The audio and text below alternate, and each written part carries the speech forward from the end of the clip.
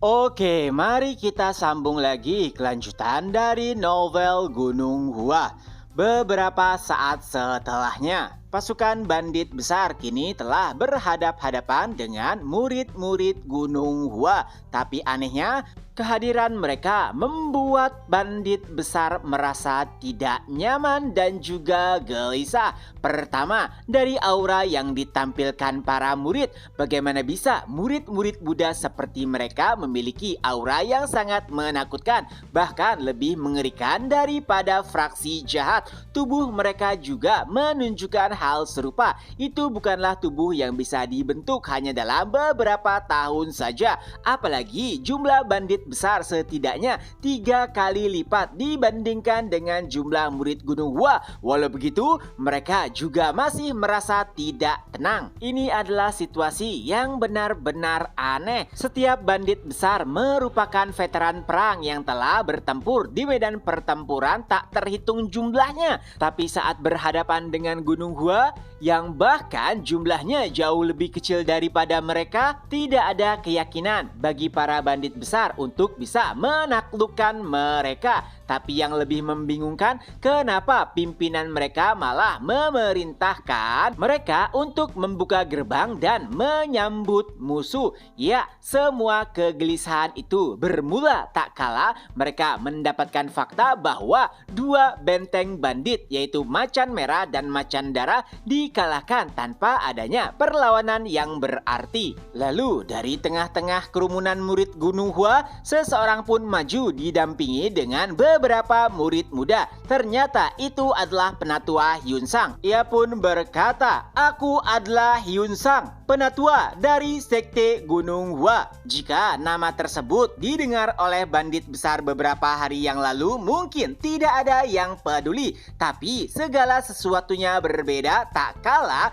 Gunung Hua mulai memporak-porandakan 2 benteng bandit yang berada di sekitaran benteng mereka. Nah, melihat bawahannya yang nampak sangat cemas, seseorang pun mulai berjalan di antara kerumunan para bandit. Tentu saja itu adalah pimpinan mereka, Go Hong. Ia pun berkata kepada para bawahannya, "Menyedihkan." Dan saat sudah berada pada barisan terdepan, ia kembali berkata, "Seorang penatua dan sekte kelas 3 yang tidak pernah melakukan aktivitas luar kini bergerak. Apakah kalian sedang mencari nama? Dan apakah itu adalah hal yang penting? Ditambah lagi, seorang penatua yang hampir mencapai ajalnya. Ini benar-benar menggelikan." Mendengar ocehan tersebut, Chung Mun pun langsung menanggapinya. Apa yang bajingan itu katakan? Tentu saja para murid berusaha keras untuk menghentikan Chung Mun, tapi itu adalah perkara yang sulit. Chung Mun kembali berkata, "Kenapa kalian diam saja? Penatua kita telah diejek." Bahkan bajingan itu mengatakan jika penatua sudah siap masuk ke dalam peti. Lalu murid-murid menanggapinya, tapi ia tidak mengatakan hal tersebut. "Chung Mun, tenanglah." Adapun Penatua Hyun Sang, ia hanya bisa menghela nafas lalu kembali berkata kepada Go Hong, "Kehadiran kami di sini adalah untuk mengalahkanmu dan mengembalikan Nokrim kepada pemilik aslinya." Ya, terjadinya perebutan kekuasaan itu berdampak kepada warga sipil. Oleh sebab itulah, mengembalikan Nokrim kepada pemilik aslinya adalah jalan untuk mencapai kedamaian. Karena setidaknya mereka tahu bagaimana pandangan Im So-byung terhadap Nokrim. Ya, sebetulnya percakapan tersebut adalah percakapan sia-sia. Tapi Hyun Sang ingin memberikan alasan kepada murid-murid agar mereka bisa bertarung lebih baik lagi. Tapi Go Hong lagi-lagi tidak mempedulikan perkataan Hyun Sang. Ia malah berkata, "Lebih baik keluarkan saja tikus itu daripada ia menipumu di belakang." Tentunya yang dimaksud adalah Im So-byung. Dan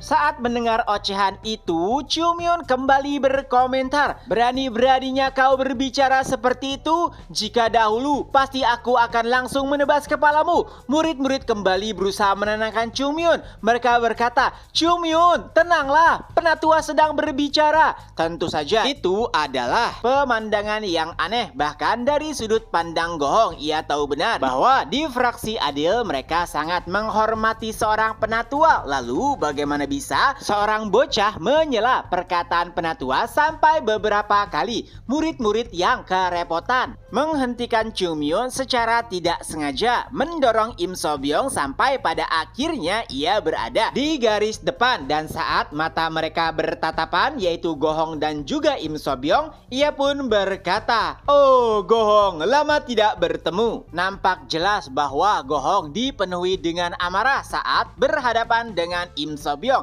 Ia pun mulai berkata, "Dasar tikus, bagaimana bisa seorang Raja Nokrim meminta bantuan dari fraksi Adil untuk ikut campur dalam permasalahan internal Nokrim?" Ya, apa yang dilakukan oleh Im So Byung menurut Go Hong sudah tidak sesuai dengan apa yang diwariskan oleh raja-raja Nokrim sebelumnya. Dan Im So Byung sama sekali tidak mempedulikan apa yang dikatakan oleh Go Hong, karena yang terpenting baginya adalah seluruh anak buahnya tidak akan mati sia-sia jika Go Hong yang berusaha memimpin Nokrim ke depannya. Apalagi situasi Nokrim saat ini benar-benar telah terjepit. Pertama, sering mendapatkan tekanan dari klan 10.000 orang, juga 10 keluarga besar dari Sungai Yangtze, dan beberapa kali diserang oleh fraksi Adil.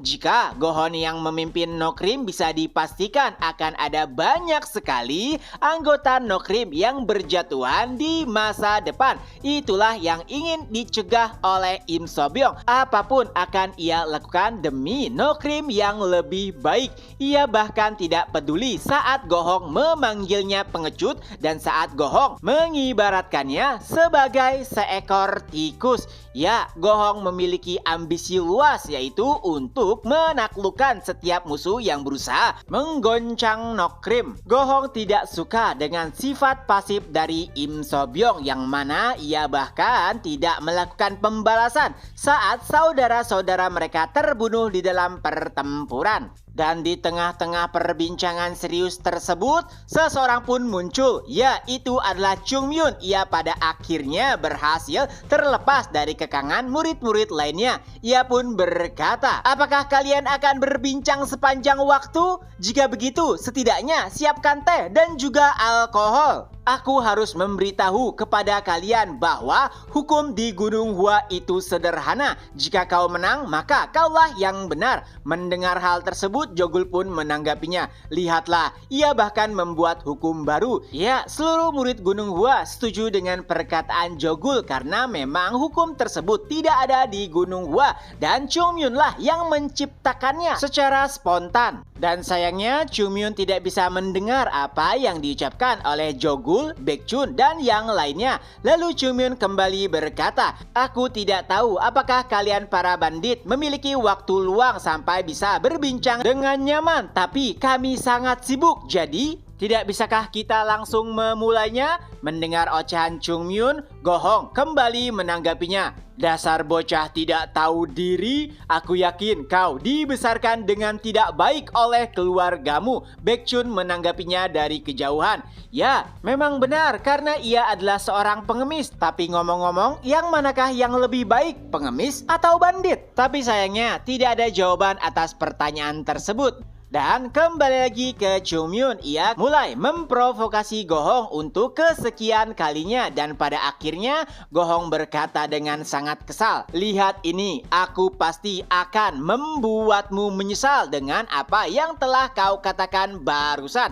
Tapi Chung Myun sama sekali tidak peduli, ia malah menanggapinya dengan santai. "Oh, aku adalah orang yang paling baik untuk mengembalikan kata-kata penyesalan kepada orang yang melontarkannya." Setelah mengeluarkan unek-uneknya, Chung Myun pun perlahan mundur ke belakang, bahkan melewati penatua Hyun Sang seperti tengah memberikan aba-aba. Dan setelahnya Hyun Sang pun mengangkat pedangnya dan berkata, "Murid-murid Gunung Hua, serang! Taklukkan para bandit!" Begitu juga dengan Go Hong. Dengan komandonya, para bandit juga langsung bergerak, dan pada akhirnya pertempuran akhir antara Gunung Hua melawan bandit besar pun dimulai. Chapter pun berakhir. Nah, itulah kelanjutan dari novel Gunung Hua. Semoga terhibur. Ketemu lagi di next video. Bye-bye.